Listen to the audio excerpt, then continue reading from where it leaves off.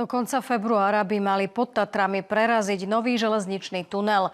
Je súčasťou modernizovanej trate na úseku Poprad-Vydrník.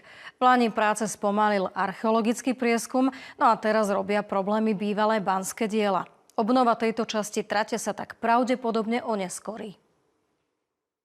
15-kilometrový úsek na východ od Popradu bude rovnejší aj vďaka tejto estakáde pri Gánovciach.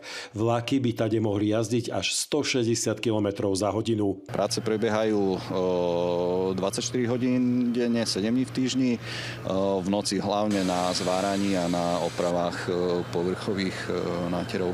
Na stavbe si stavbári postavili takéto veľké stany. Nie však ako úkryt pred slnkom či dažďom, ale kvôli teplote. Aby mohla byť ohriatá konštrukcia v mieste budúcich zvarov zhruba na nejakých 70 stupňov. Estakádou pri Gánovciach by mali vlaky jazdiť už na budúci rok.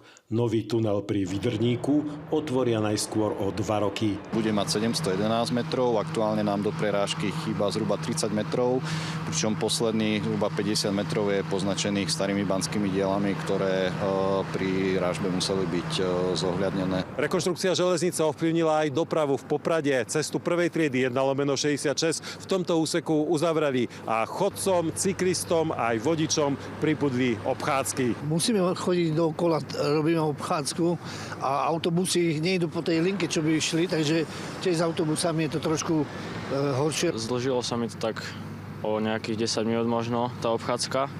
Je to kus ťažšie teraz, hlavne v zime, lebo cez leto som chodil na bicykli, že sa to dá rýchlejšie. Naopak, vydýchli si obyvatelia Gánoviec. Aj keď sa stavia kúsok za dedinou, ruch sa ich takmer nedotkol. Sotoviteľ dochádza na svoje stavenisko zo strany od Popradu. Tieto ťažké mechanizmy sa úplne vyhýbajú obci.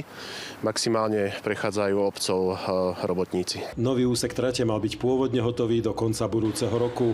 Termín dokončenia sa však pravdepodobne posunie aj pre vlaňajší archeologický prieskum, ktorý trval 11 mesiacov.